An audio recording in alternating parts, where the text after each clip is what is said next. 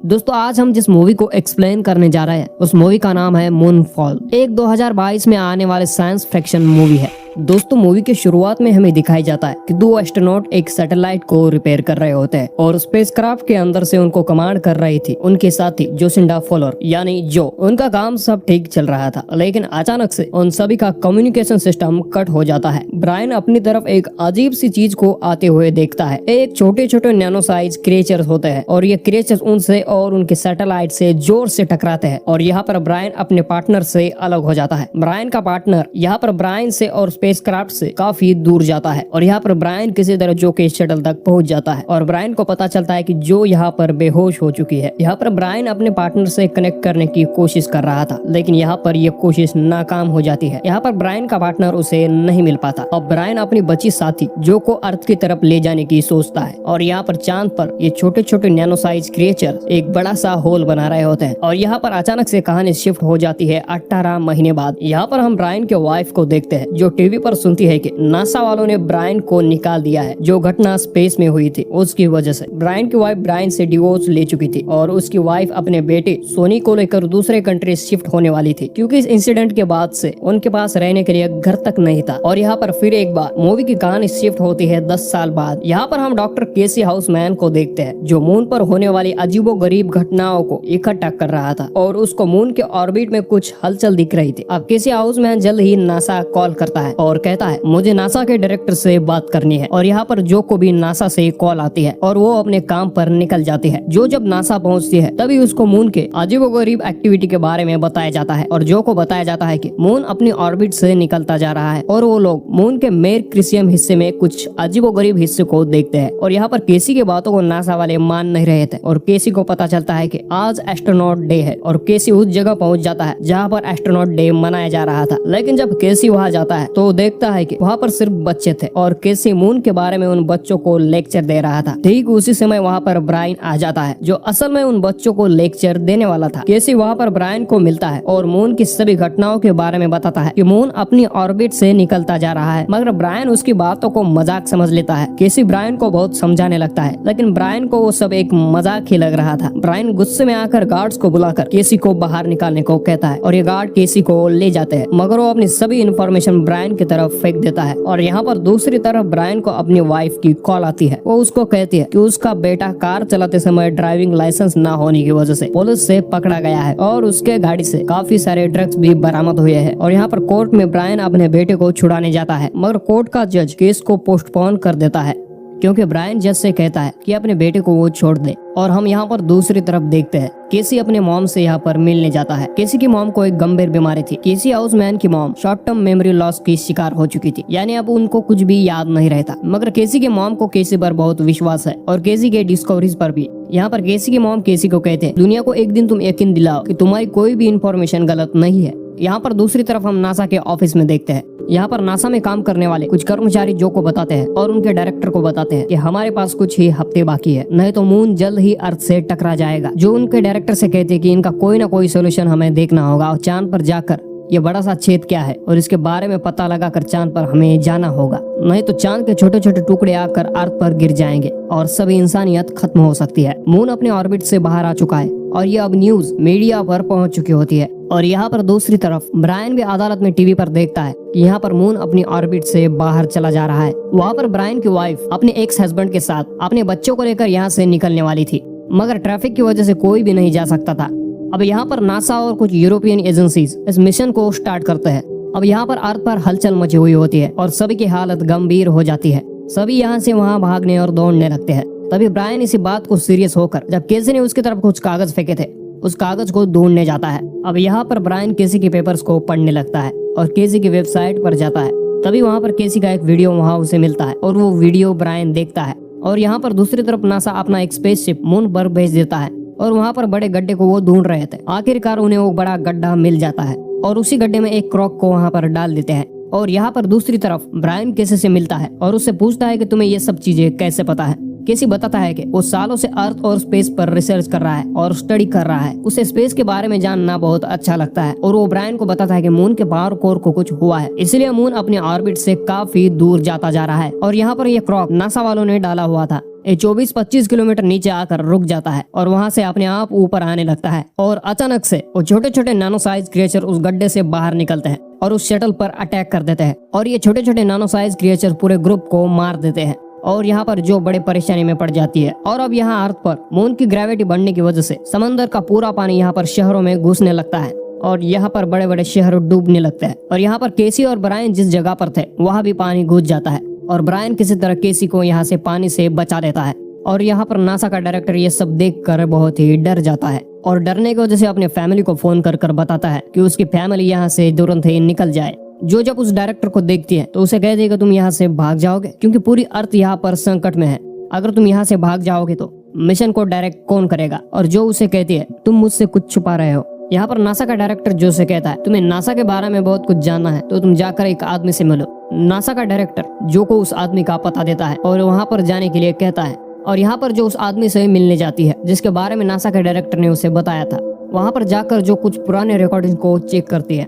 जो एक रिकॉर्डिंग में उन्हीं नैनो क्रिएचर्स को देखती है और जो वहाँ पर एक आदमी होल्डर फील्ड से मिलती है और वो आदमी जो को 1969 की कुछ बातें बताता है। वो बताता है कि मून पर ये छोटे छोटे क्रिएचर्स बहुत सालों से रह रहे हैं और उन क्रिएचर्स के बारे में सभी कुछ जो को बता देता है। जो इसके बारे में मिलिट्री से बात करती है जहाँ पर जो का एक्स हस्बैंड भी था, लेकिन वो जो की एक भी बात नहीं सुनता और ना ही मिलिट्री वाले उसकी बात सुनते हैं क्योंकि यहाँ पर मिलिट्री न्यूक्लियर पावर से मून को डिस्ट्रॉय करने निकल पड़ी थी। लेकिन इन सभी चीजों से अर्थ को भी काफी खतरा हो सकता है। यहाँ पर जो का हस्बैंड भी उससे कहता है कि तुम सभी को यहाँ से चले जाना चाहिए, यहाँ पर रहना बड़ा ही खतरनाक है। यहाँ पर सीन शिफ्ट होता है ब्रायन और केसी पर। यहाँ पर केसी ब्रायन को कहता है कि तुमने स्पेस में एलियन टेक्नोलॉजी को देखा था। ब्रायन केसी को कहता है कि उन्हीं एलियंस ने मेरे दोस्त की भी जान ले ली और उसकी वाइफ और उसका बेटा भी उससे अलग हो गया। और अब जो को यहाँ पर याद आता है कि होल्डर फील्ड ने उसको एक डिवाइस के बारे में बताया था।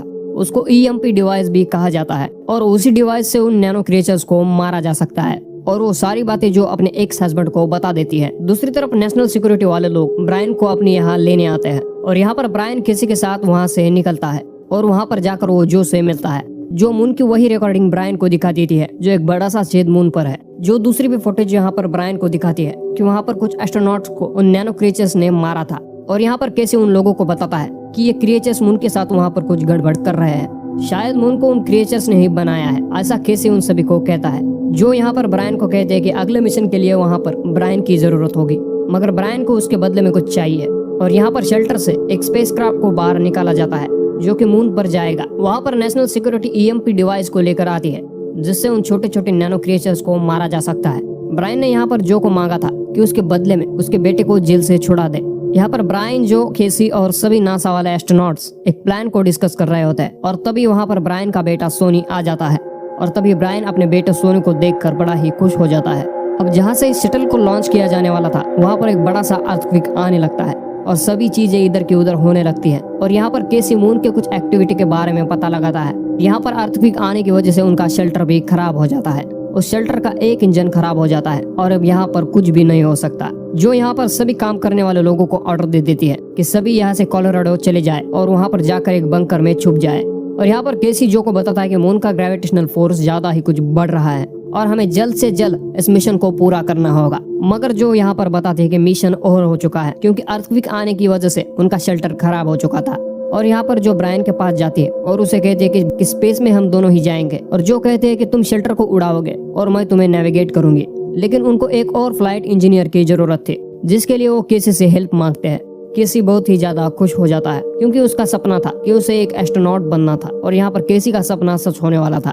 यहाँ पर ब्रायन जो और केसी से कहता है कि रेडी हो जाओ। यहाँ पर दूसरी तरफ जो और ब्रायन अपने बच्चों से मिलने लगते हैं और मिशन जाने से पहले वो अपने बच्चों से गुड बाय कहते हैं। अब ब्रायन का बच्चा सोनी और जो के बच्चे यहाँ पर गाड़ी में बैठकर कोलोराडो निकल जाते हैं। यहाँ पर केसी भी अपने मदर को एक गुड न्यूज देता है कि उसका बचपन का सपना सच हो गया है और वो स्पेस में जा रहा है। और वहाँ पर कुछ वर्कर्स केसी के मॉम को लेकर जाते हैं ताकि वो सेफ रहे और केसी उसे कहता है कि मेरी मदर का अच्छे से ख्याल रखना।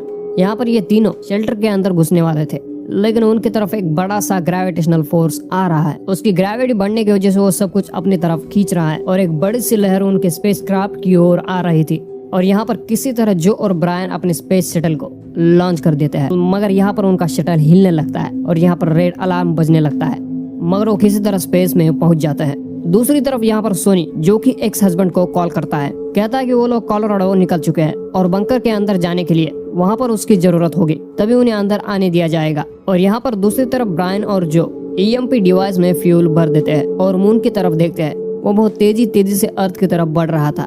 दूसरी तरफ हम यहाँ पर ब्रायन के बेटे सोनी को देखते हैं, जिसकी गाड़ी को कुछ 3 गुंडे वहाँ पर रोक लेते हैं और वो लोग उसकी गाड़ी को वहाँ से लेकर चले जाते हैं। और अब यहाँ पर मून के कुछ छोटे छोटे टुकड़े अर्थ पर बड़े तेजी से गिरने लगते हैं। अब मून कुछ ज्यादा ही ग्रेविटी की वजह से अपनी तरफ सब खींचने लगता है। यहाँ पर जो ब्रायन और केसी मून में पहुंच जाते हैं और यहाँ पर ब्रायन EMP डिवाइस को मून के होल के करीब लाता है ताकि उस होल में इस EMP डिवाइस को छोड़ा जा सके। और यहाँ पर ब्रायन उस डिवाइस को एक्टिवेट कर अपने स्पेस शटल में आ जाता है और तीनों वहाँ से देखते हैं कि वो नैनो क्रिएचर्स अपने होल से बाहर निकल चुके हैं और उस डिवाइस के आसपास घूमने लगते हैं। फिर वो क्रिएचर्स अचानक से उनके शटल की तरफ बढ़ने लगते हैं। यहाँ पर तीनों ही बड़े घबरा जाता है और यहाँ पर ब्रायन अपने शटल में केसी का फोन ऑफ कर देता है, यानी उसे फोड़ देता है, जिससे वो क्रिएचर्स वहाँ से चले जाता है और वो बाल बाल बच जाता है। ब्रायन यहाँ पर बताता है कि मिलिट्री के लोग मून को रोकने के लिए बॉम्ब का इस्तेमाल भी कर सकते हैं, लेकिन ब्रायन को यहाँ पर डर था, अगर ऐसा हुआ तो यहाँ पर भर भर के रेडिएशंस निकलने लगेंगे। लेकिन इससे पहले ब्रायन को कुछ करना होगा। ब्रायन यहाँ पर उन लोगों को कहता है कि उनके पास सिर्फ 2 घंटे का समय है। दूसरी तरफ हम यहाँ पर देखते हैं ब्रायन के वाइफ का एक्स हस्बैंड यहाँ पर सोनी और उनके बच्चों को ढूंढ लेता है और वो उनको वहाँ से सेफ जगह पर लेकर जाता है। और यहाँ पर सोनी उनको बताता है कि ब्रायन वहाँ पर ऊपर स्पेस में है। यहाँ पर रेडियो में एक न्यूज चल रही थी कि उनको वहाँ से एक जगह खाली करनी होगी क्योंकि ये जगह सेफ नहीं है। सोनी उन लोगों से बताता है कि कोलोराडो में एक बंकर है, वहाँ पर जाकर हमें छुपना होगा। और यहाँ पर दूसरी तरफ ब्रायन, जो और केसी मून के होल के अंदर जाने लगते हैं और उनका स्पेस शटल और वो तीनों लोग कुछ अजीब सी जगह पर पहुंच जाता है। इलेक्ट्रॉनिक लाइट बंद करते ही वो नैनो क्रिएचर्स जाग जाता है। यहाँ पर नीचे अर्थ पर सोनी और कुछ लोग ऑक्सीजन सिलेंडर को इकट्ठा कर रहे थे ताकि ऑक्सीजन की कमी ना पड़े, मगर वहाँ पर अचानक से वही तीनों लोग आ जाते हैं और उनसे वो ऑक्सीजन सिलेंडर छीनने की कोशिश करते हैं, मगर वहाँ पर सोनी किसी तरह उन लोगों को बचा लेता है। वहाँ पर केसी बहुत ही खुश हो जाता है कि उसकी सारी इन्फॉर्मेशन बराबर थी और वो गलत नहीं था। और तीनों चमकते हुए एक कोर के पास पहुंच जाते हैं और यहाँ पर जो डिटोनेटर दबाने को तैयार हो जाती है और अचानक से वहाँ पर नैनो क्रिएचर्स आ जाता है और उन पर अटैक करने लगते हैं, मगर वहाँ पर अचानक से एक ग्रीन लाइट आती है और उनके शटल को अंदर खींच लेती है। शायद यहाँ पर कोई ऐसा था जो इन तीनों को यहाँ से बचा लेता है। अब यहाँ पर ये तीनों ही बेहोश हो जाते हैं और ये ग्रीन लाइट उनको स्कैन कर लेती है और यहाँ अर्थ पर मिलिट्री न्यूक्लियर वेपन्स को तैयार करने में लग रही थी। और यहाँ पर ये तीनों गुंडे सोनी का फिर से पीछा करने लगते हैं और तभी मून उनके सामने आने लगता है। और यहाँ पर मून अर्थ की तरफ आने की वजह से, ग्रेविटी की वजह से अपनी तरफ सब कुछ खींच रहा था और इसी एक्सीडेंट में वो तीनों गुंडे मर जाते हैं। और यहाँ पर दूसरी तरफ जो का एक्स हस्बैंड सोनी को कॉल करता है और कहता है कि तुम लोग लेट हो चुके हो और अब न्यूक्लियर वेपन्स को एक्टिवेट किया जाएगा, जिससे मून का एक बड़ा सा टुकड़ा अर्थ पर गिर जाएगा और रेडिएशन भी वहाँ पर होगा, इसीलिए जल्द से जल्द कहाँ ना कहीं छुप जाओ। और यहाँ पर जो के एक्स हस्बैंड को पता चलता है सोनी से कि जो स्पेस में है और ये सुनकर वो शॉक्ड हो जाता है। और अब जो का एक्स हस्बैंड सोचने लगता है कि मून को ब्लास्ट कर दिया तो उसकी वाइफ मारी जाएगी। और अब यहाँ पर अर्थ से ऑक्सीजन कम होने लगता है और सभी लोग मर रहे थे। वहाँ पर जो और केसी जाग जाता है और उनको पता चलता है कि वहाँ पर ऑक्सीजन है, मगर उनको पता चलता है कि वहाँ पर ब्रायन नहीं है। और यहाँ पर दोनों मिलकर ब्रायन को बाहर ढूंढने निकल जाते हैं और एक दरवाजा अचानक से वहाँ पर ओपन हो जाता है और अब ये दोनों डरते डरते उस दरवाजे के अंदर जाते हैं। और अब उन दोनों को महसूस होता है कि यहाँ पर कोई ऐसा है जो उनकी कुछ मदद कर रहा है। हो सकता है कि कोई वहाँ पर कुछ इंसान जैसा हो। और यहाँ पर ब्रायन को होश आ जाता है और ब्रायन एक लड़के को वहाँ पर देखता है जिसमें उसके बेटे सोनी की यादें हैं। ब्रायन यहाँ पर उस लड़के से पूछता है कि तुम कौन हो। वो बच्चा कहता है कि मुझे बनाया गया है, उन लोगों ने मुझे बनाया है जिन लोगों ने तुम्हें बनाया है। वो यहाँ पर ब्रायन को बताता है कि कई साल पहले उन लोगों का वहाँ पर सिविलाइजेशन बढ़ रहा था। वो सभी लोग टेक्नोलॉजी में बहुत ज्यादा ही एडवांस थे और वो सभी लोग अपना स्पेस में घर बनाने वाले थे और इस दुनिया को कंट्रोल कर रहा था सेंट्रल सेल्फ लर्निंग कंप्यूटर। मगर एक दिन अचानक से सब कुछ खत्म हो गया। इंसानों का बनाया हुआ सिस्टम ही उनके पीछे पड़ गया और उनके खिलाफ हो गया और वो टेक्नोलॉजी बड़ी तेजी से उन लोगों को मिटाने लगी। फिर वो लड़का